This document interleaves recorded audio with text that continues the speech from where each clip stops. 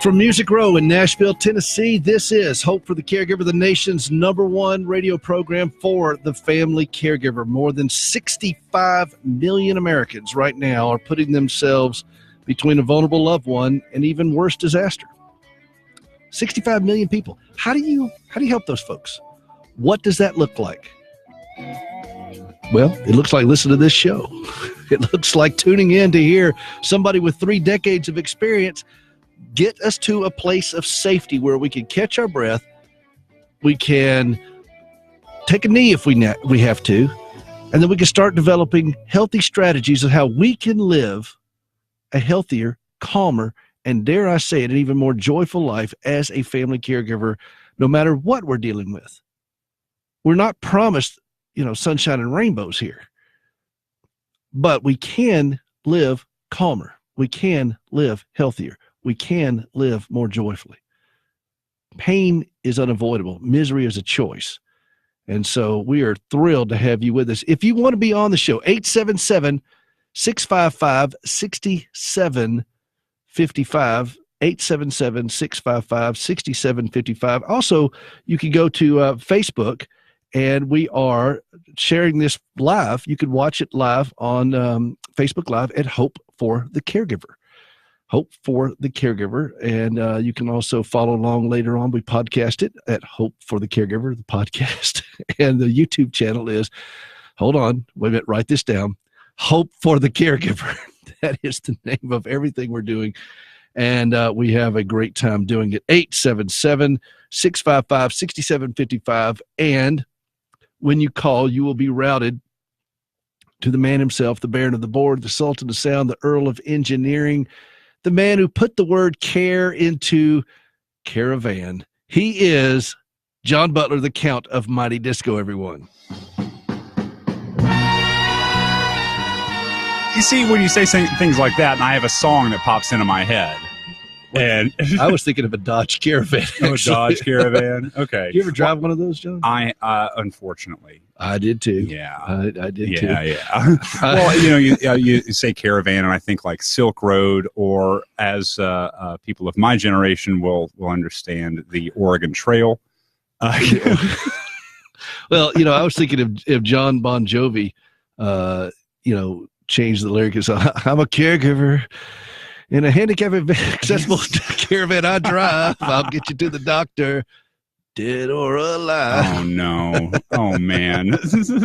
So, anyway, are you well? I am. How about yourself? For a man of my age and limited abilities, I think I'm doing okay here. And really excited. A lot of things going on. And also, I want to say something about our callers. Okay. I got a piece of information. Remember the other day we had a fairly serious conversation about medically assisted death in the family caregiver. Correct, yes. And we had a lady that wanted to call in, but she said the subject matter seemed so serious that she was afraid to. This is understandable. That's a pretty grave subject. I get that. So here's my commitment to all listeners. Whatever we're talking about, chances are it may be very serious. It's a serious thing, what we do as caregivers. But if you got something that's pressing on you, call. We will work it in.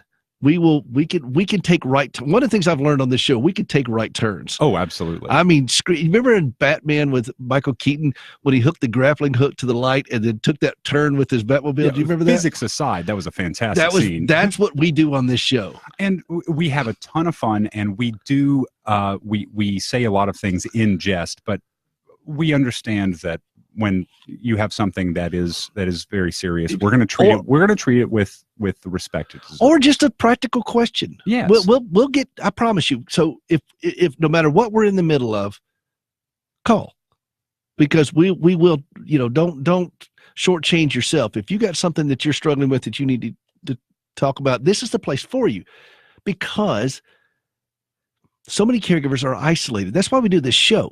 That's the whole point of this show, is to speak into the isolation of the family caregiver who is cut off logistically and off most of the time emotionally. Absolutely. From us. So that's why I do the show. And according to Nielsen, a report came out in May that radio is still the most powerful and most effective form of communication still out there. Just as far as numbers are concerned, absolutely. I mean, can you believe that? Oh, no. Yeah. It's, I mean, we say, oh, it's terrestrial radio or whatever, and there's so many other things that you could be paying attention to, from the internet to television to whatever, but everyone still has a radio in their car. Well, and people, and even in their people home. streaming radio, it's still radio, but you're streaming it. It's still, there's something about the medium of radio. Exactly. And this is why we chose to do this show in this format, and we choose to do it on Sunday afternoons. When Why? hopefully, a lot of people are coming back or going to some caregiving activity, some level of it, whether it's the hospital, the assisted living, or a family member's home, or whatever. You're either dealing with the emotional trauma of going there, or you're dealing with the emotional trauma of being there. Exactly. And so either way, we always encourage people to combat that isolation to find a support group, find a counselor or something like that. Well, however, we have a nice big support group right here. And that brings us to our caregiver tip of the day. Our caregiver tip of the day, brought to you by the folks over at AARP of Tennessee, aarp.org/TN. And they have tons of just resources, wonderful resources for caregivers, because sometimes we don't know how much things are going to cost in our area for long-term care or whatever, something like that. They got long-term care planning by zip code. There's so many different things that you can just look at. You don't have to be a member. You just go out there and do it. They just make it out there for free, and you don't have to be taking care of a senior. It could be other resources for caregivers, including support groups, which is our caregiver tip of the day. John, John and I do not coordinate it in any way, fashion, or form. Well, we're not very coordinated people. It's really, well, never mind. But that is our tip of the day, which is to get involved with some type of support group. Now, depending on what you're dealing with, whether it's cancer, Alzheimer's, Parkinson's, cerebral palsy, spina bifida, autism, there are so many different support groups out there. Now, you may think you may be in an area where there's nothing even close to you. Okay, I get that. There's still stuff online and resources you can go. There are other groups that you can go that are like 12-step programs. Exactly, because what you listed all those things. Addiction is something that should be included in that if you're taking care of somebody who is in the midst of addiction. We have expanded this show to not just be thinking. See, I think when a lot of people think of it's a show for caregivers, that we're broadcasting from Sunnyvale Nursing Home. Yeah. Well, we're not.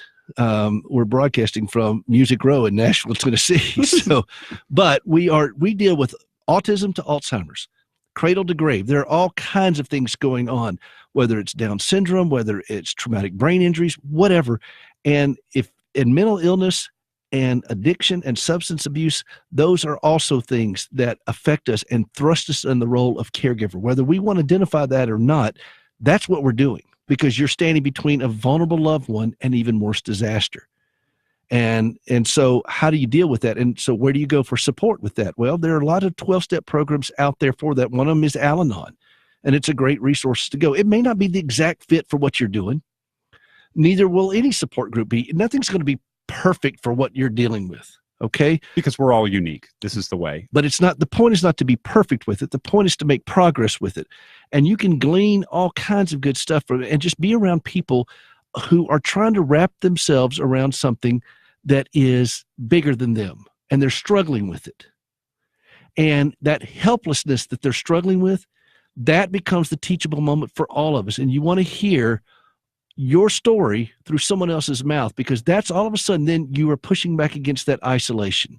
So what I'd like for you to do, that's part of our caregiver tip for the day, is to just look for ways that you can get involved with a support group, with some type of support system. And if you can't find one right now, then call the show. Then just call the show, because we're here for it. That's what we do.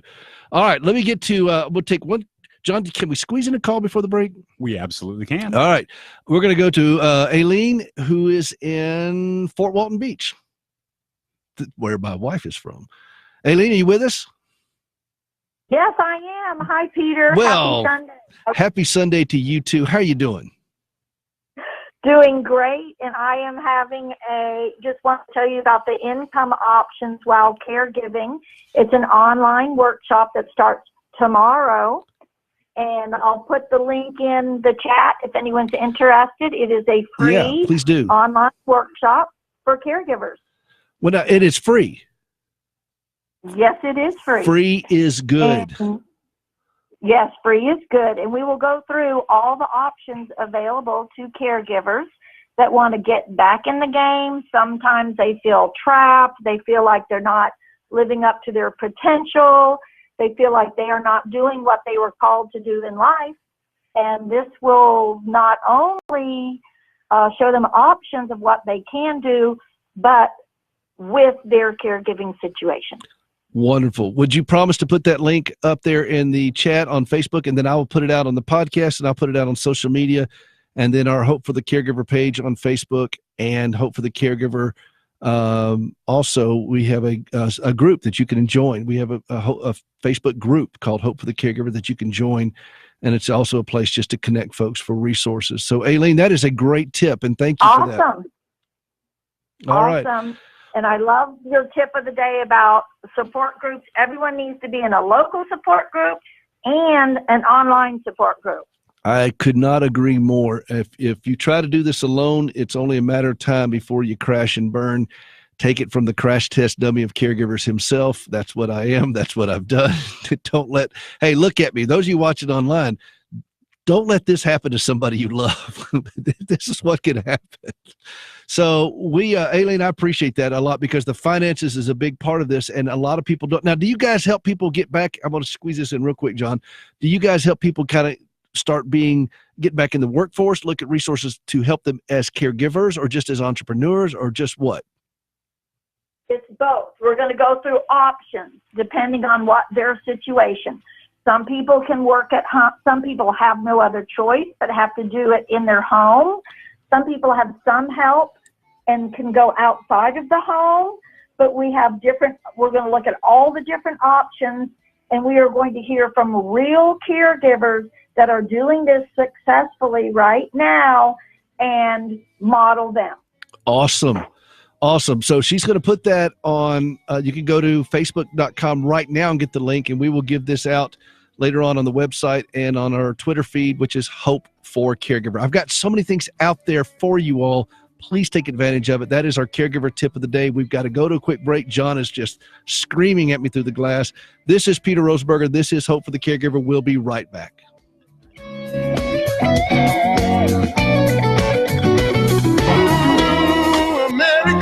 Welcome back to the show for caregivers, about caregivers, hosted by a caregiver. This is Peter Rosenberger. Happy 4th of July week. And that is the one and only Ray Charles. And I love that. Thank you, John. Oh, thank you. And we got I got a message from Ed, who's working the syndication part of this, and he's like, "This is one of the top greatest recordings of all time." It's just yes. Do you know what? There are two people in this world who have disabilities that performed. There's a man and there's a woman that both performed at a national political convention that have disabilities. Only two. Ray Charles is one. And my wife is the second. There you go. And we're going to hear what she performed later on in the show. Absolutely. Now, I think others have done it since, but they were the first two. She's the first woman, and he was the first man with a disability to do that. So anyway, hey, listen, welcome back. 877-655-6755 if you want to be on the show. 877-6555. John? What's that, Peter? All right. We've got to I will do this first. Let me get right to this first. We start off with our today's senior moment. I don't need your rocking chair. With the one and only George Jones. Today's senior moment has a very poignant thing for me. Okay. All right. Now I'm going to set it up with this. I called my father to check on my mother. My mother she's had congestive heart failure. She had to have a valve replaced, and she has been in ICU for some time now, about like 3 months, dealing with, and she's been stepped down, then she had to go back to ICU, but stepped down and go back to ICU, but she's been slowly but surely getting better. Tracheotomy, the whole thing. She's been very, very sick, and to the point where we thought we were going to lose her. And this has been going on for about 3 to 4 months now. and it's been very dicey. And I've been back and forth to South Carolina many times to see them. A lot of folks been asking about them. I called my father on Friday. I said, and I said, Dad, and he talked in very hushed tones. Now, my father's a minister, and he's got a powerful voice. And I was going to say ministers aren't known for their hushed tones. This is what he said. Peter. I said, yeah, Dad, you all right? He said, can I call you right back? And I said, everything okay? He said, yeah, we're playing bingo, and I think I'm winning. And I thought, well, okay, evidently they're doing okay. And that brings me to our today's senior moment, sponsored by our friends at Morning Point Senior Living and Memory Care, which is to play games. Play games. There is nothing more that engages your brain than activities and games and things such as that. And so when I was listening to and Dad and Mom were both playing, and my sister told me Mom won a straw hat. And she said, look, it's not for me, but Mom and Dad seem to be having a great time with it. They're playing games. And the center where they're located knows how important that is. Oh, absolutely. For all kinds of activities. Basically, Mom and Dad are at summer camp. That's perfect. But with acute care, because he's been with her for the most part. And I told Dad, I said, okay, look, your children are all raised. You don't have money issues. Mom is safe. She's in a good place. She's getting better. She walked 25 feet yesterday with the walker, which is a huge step because it sounds like more than one step. But it's been a haul for them. And then when I call him up, Dad, you all right? You all right? Yeah. Can I call you back? We're playing bingo. It's nice to know that he has the presence of mind to engage in hushed tones on occasion, but only when it's something truly important, like bingo. We've been worried about my mother as unto dying, and now.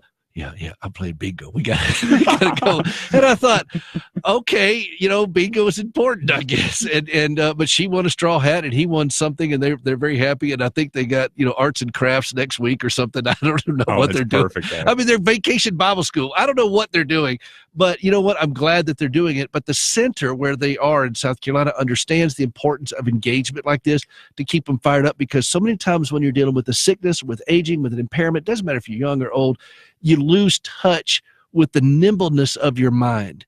And play games, be involved in activities, do something that really cooks your brain a little bit and gets you going, because if you don't use it, you're going to lose it. It's just that simple. And that's why music is such a big part of that process for so many people.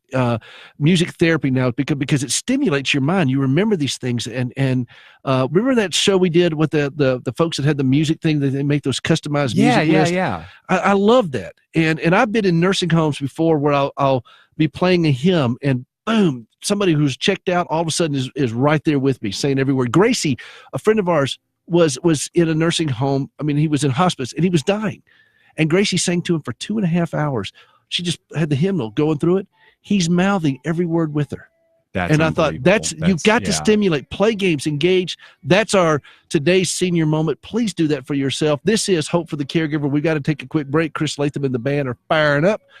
And we want to hear from you. 877-655-6755. 877-655-6755. That is your lifeline to a lifetime of experience to help you stay strong and healthy as you take care of someone who is not. We'll be right back.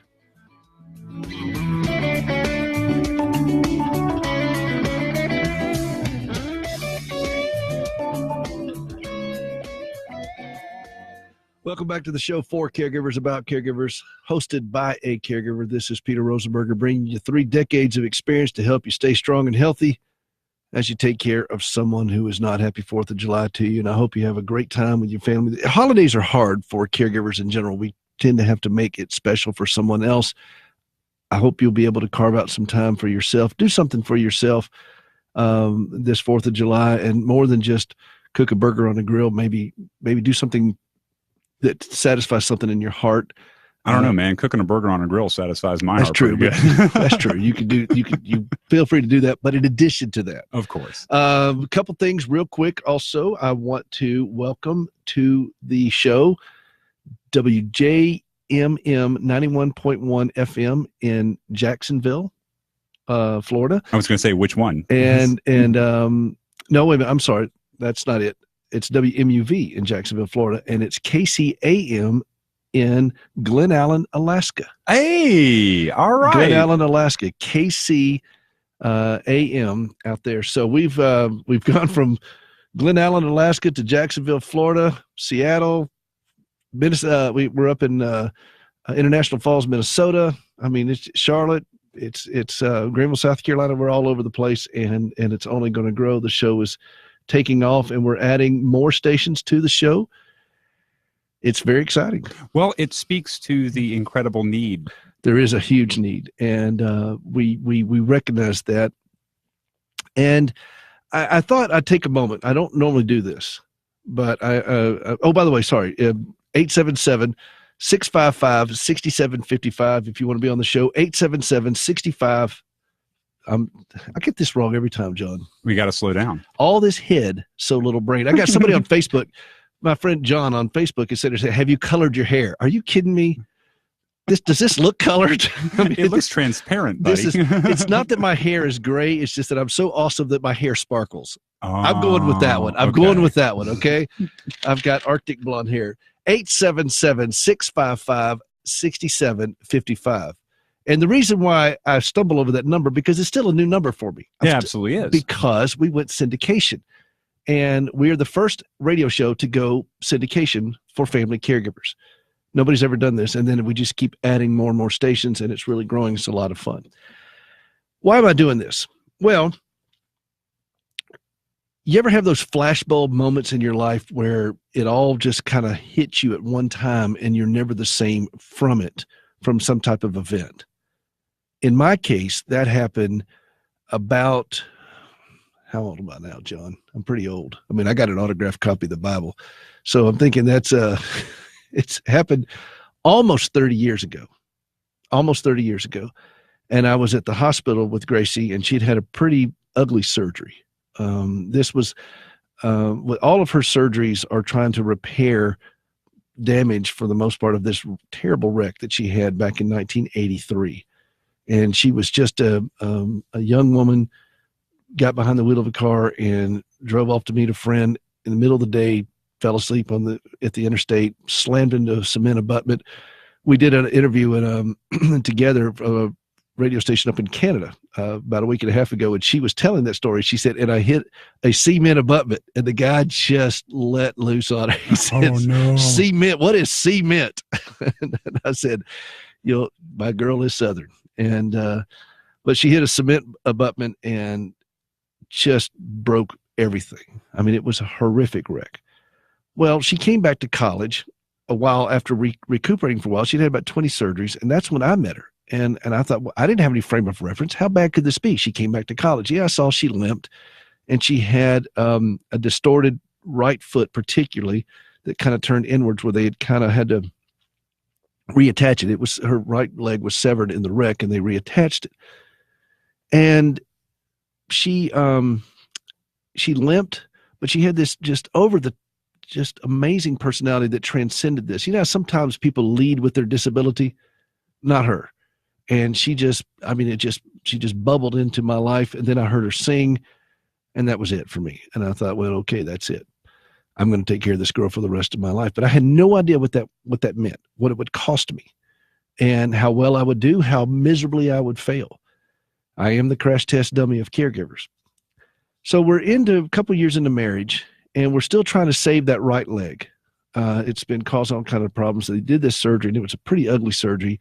She was in a lot of pain. Managing her pain is all these years still is difficult. And her surgery count that we can count is over 80 now. And that doesn't count all the smaller procedures, which she's probably had at least 100 of those. Who knows? It's hard to count those things. So we've been going round the clock with her at the hospital. She's groaning, she's screaming, she's crying. It's awful. Have you ever watched somebody just groan in agony, John?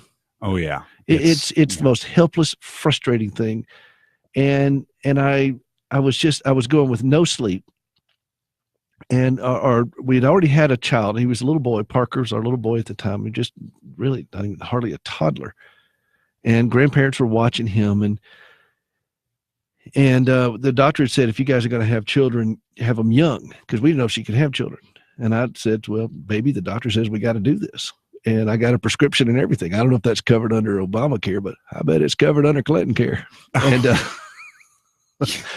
you, sir, thank you very much. To the penalty box for thank you very much. 2 minutes. That's covered. And so we had our little boy, and then Gracie went in there. This is another surgery, tried to save that leg. So I've been there 3 nights in the hospital with her. It was just awful.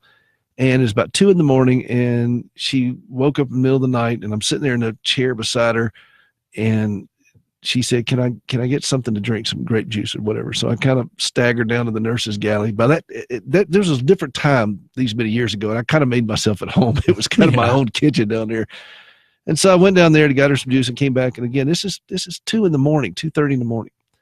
And I go in, and I immediately, as I opened the door to go back in the room, I knew something was wrong. And she was thrashing on the bed, and her eyes were rolled back, just the whites of her eyes. And she was going into a grand mal seizure. Or not going in, she was already in it. And she's got tubes and everything around her that, this is very dangerous. Cast tubes, drainage things, IVs, everything. And all of it's just thrashing around. And she is just hollering, screaming, throwing up, the whole thing. It was a nightmare. And I got the nurses in there very quickly. It took 3 of us to hold her down. And we finally got her she kind of blacked out, which is what happens a lot of times with a seizure. Basically, your brain just kind of reboots itself sometimes. And she got into some good sleep at that point. And the nurses all took a deep breath, and I kind of sat down in a chair, and one of them put her hand on my shoulder and said, "Are you okay?" And I'm looking down, and I've got Gracie's vomit on me. I mean, I'm just a mess. And I kind of muttered out, yeah, but I mean, inwardly I was screaming, John. I mean, I was just, no, I'm not okay. What the heck is going on is what I was thinking. And I watched these nurses in a little bit of time. They had the room cleaned up pretty quickly. They changed her gown. One of them even brushed her hair. And within 30 minutes, you never know it had happened. But it stuck with me, and they went about their job. Well, I went out there to the hallway, and there's where her chart was. In the old days, we had paper charts, and I looked at the chart where we weren't supposed to touch all those things because, we're the unwashed masses, so we couldn't look at it. And I threw caution to the wind. I grabbed her chart, and I started reading it. And I noticed on the front of it was volume 4 of 4. And it was as thick as the Atlanta phone book. For those of you who don't know what a phone book is, it used to be a big compilation of numbers. They put in an actual book and sent it out. And we used it for booster seats at Thanksgiving. That's a separate. Me to that joke, man. Oh. But that was volume 4 at that hospital. Now, it later grew to volume 7 of 7 at that hospital before they changed it to electronic. But she's been in 12 different hospitals. She's had now well over 80 plus doctors. Who knows the volume of paper it would take to do the whole thing, but it's all electronic now. But there was a patient care summary at the beginning of just how we got from point A to point B. And I started reading all the stuff. And by that time, I'd been around the medical world enough that I had a feel for what was, going on, and I was catching up pretty quickly. We caregivers are like that. We can assimilate a lot of data pretty quickly and start processing. We educate ourselves. We get this from the school of hard knocks. So as I'm reading this, and I'm thinking, this was not just a car wreck where somebody has a broken leg and then it's a permanent weather vane for the rest of her life. As some people will say, I can always tell when the weather's changing because your knee hurts or whatever. This was not this. And I'm going on old coffee, no sleep, just watch this terrible seizure after 3 days of being in the hospital, listening to her groan and scream and cry and everything else, and still covered with vomit. And I'm reading this thing sitting there on the floor of the hospital room nobody, the lights were kind of dim at night. It's 3 a.m. And I just looked at the chart and teardrops hit it. And I realized they were mine. And I thought, this is not a car wreck. This is devastation. This is beyond the pale. And I closed the chart and put it up, and I realized that I was trapped into something. Somebody I loved very deeply suffered on a level that I really couldn't even hardly grasp. And that suffering was not going to stop. It was going to continue. And it was going to continue until one of us died. And I hoped it would be me dying second, not first, because I couldn't imagine her having to deal with this without me. I couldn't imagine our little boy having to deal with this without me. And yet I didn't feel up to the task.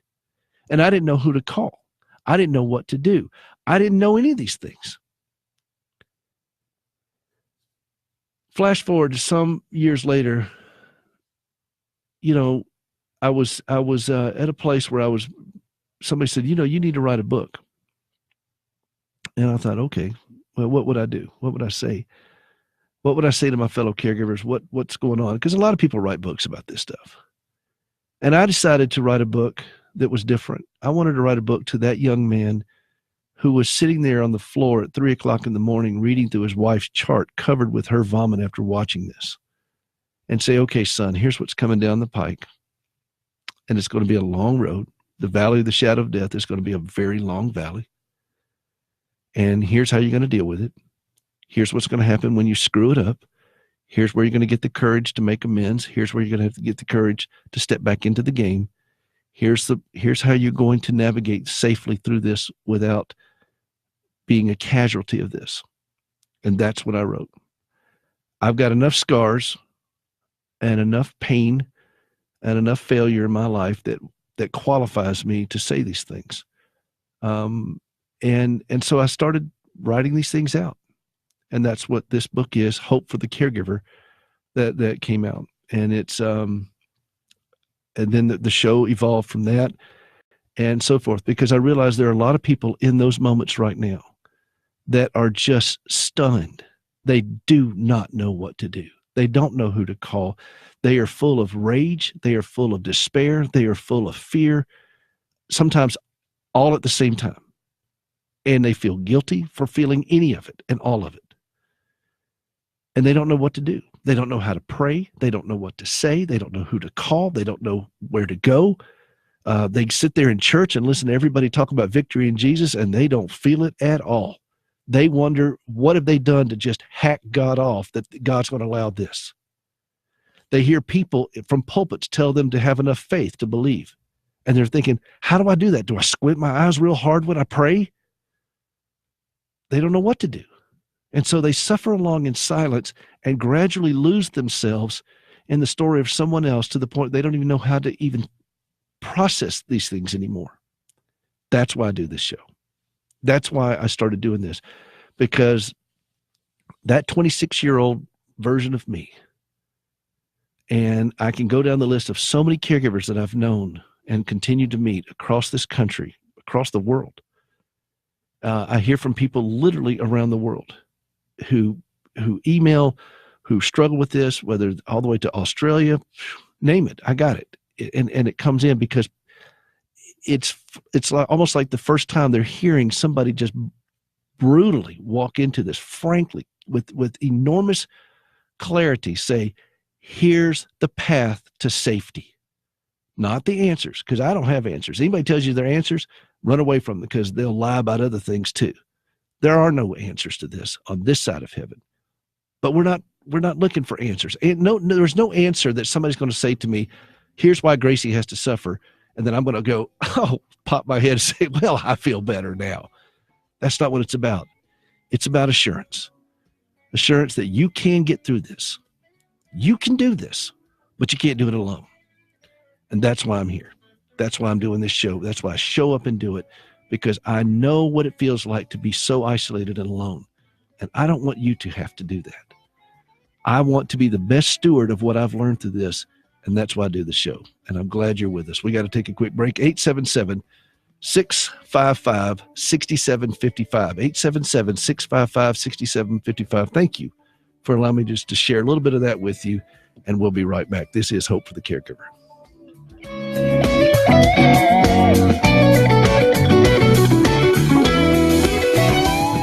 Here's some great news. If you missed the deadline to sign up for health insurance, or if you signed up for a plan you're not happy with, you still have a choice. MediShare is a healthcare sharing program. Hundreds of thousands of Christians are part of this. It can save you a lot. Typical savings for a family is about $500 a month. You can join Medishare anytime. It's easy to call and look into it. There's no pressure at all. And man, what a difference it can make.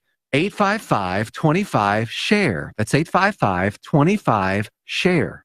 Have you ever struggled to trust God when lousy things happen to you? I'm Gracie Rosenberger, and in 1983, I experienced a horrific car accident leading to 80 surgeries and both legs amputated. I questioned why God allowed something so brutal to happen to me. But over time, my questions changed, and I discovered courage to trust God. That understanding, along with an appreciation for quality prosthetic limbs, led me to establish Standing with Hope. For more than a dozen years, we've been working with the government of Ghana and West Africa, equipping and training local workers to build and maintain quality prosthetic limbs for their own people. On a regular basis, we purchase and ship equipment and supplies. And with the help of inmates in a Tennessee prison, we also recycle parts from donated limbs. All of this is to point others to Christ, the source of my hope and strength. Please visit standingwithhope.com to learn more and participate in lifting others up. That's standingwithhope.com. I'm Gracie, and I am Standing with Hope.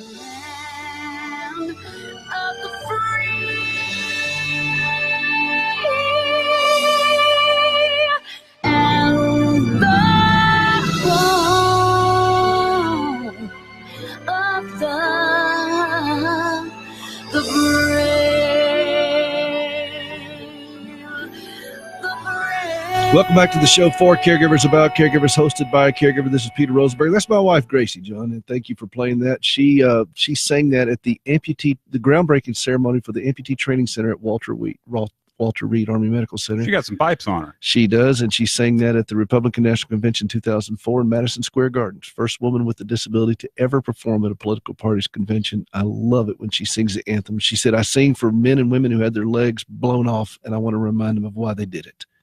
And for a double amputee woman herself to sing that, that's pretty powerful. So thank you, Gracie, for that.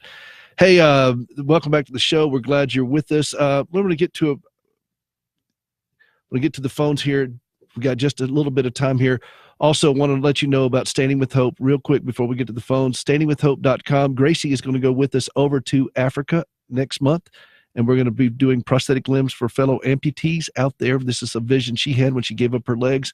She's going with us for the first time in many years. She's been very, very sick over the last several years and hadn't been able to go. Standingwithhope.com if you want to see more about it. We recycle prosthetic limbs with the help of Core Civic's local facility over here, where inmates will help us do this, and we'll strip down prosthetic legs that come in from all over the country. We'll take the usable parts, and she is we send these over there, and this is the vision Gracie had. So it's broken individuals, caring for broken individuals with broken parts and broken the whole thing is just an amazing thing, but we all point to the one who was broken for us, and it's a great ministry. Standingwithhope.com if you want to be a part of it. We lost a call real quick, and I want to just do it because John gave me a note about it, listening in our station in Greenville, South Carolina, and taking care of an elderly woman taking care of her son. And she called and she just needed some kind words. And that's why we do the show, because caregivers do need kind words. And I want to just speak to her very, very quickly. I know she's listening there in Greenville. I don't know all that you're dealing with, but I know the heartache that you're dealing with. And to watch somebody you love deal with this, and to have to deal with all the pain that comes from this, and sometimes it feels like you're lost in it. You're overtaken by the sorrow. And this show is about helping you get to a place where you can catch your breath. And what you're doing is extraordinary. Slow down. Just slow down. Take a deep breath and recognize that your son, who you're caring for, has a Savior. Look down at your hands. If you don't see nail prints, this is not up to you to fix this. Your son has a Savior. You're not that Savior. You do the best that you can with it. And I know it hurts. I know it's painful. And I know you're struggling with this. But you're not responsible for saving this young man. You brought him into this world. You're doing the best that you can, but this is beyond you. You didn't cause this. You can't cure it. But what you can do is be the best steward of what you're doing and see to your own heart. And I'm so grateful that you listened to the show today. I'm so grateful that you took a little bit of time just to listen and to call in. I'm sorry we lost the call, but I wanted you to know how important it is for you to just reach out by just dialing somebody for help. The biggest thing you can do sometimes is just pick up the phone. Sometimes the phone feels like it's 100 pounds. Would you call somebody today that you know, that you love, that you trust, and just tell them that you hurt? Just do that. That's the first step you can do that. Somebody you know, somebody you love, somebody you trust, and tell them you hurt. I'll have more stuff out at standingwithhope.com for you to go take a look at. There's some things I've written out there. There's some music out there that I think you'll find very comforting. I just want to tell you that you're doing an extraordinary job. You're doing it. You're showing up and doing it. Don't look at your job performance. We'll beat ourselves without mercy on that. Look at your job attendance record, because that's flawless, and you're doing it. And in the process, you're modeling Christ in a way that is beyond the pale. Please know that your Heavenly Father sees this. The rest of us are marveling. He sees it, and He will strengthen you in this. I promise. I promise that. Thank you for taking the time to call on this. standingwithhope.com. This is Hope for the Caregiver, and I'm so glad you joined us. We'll see you next week.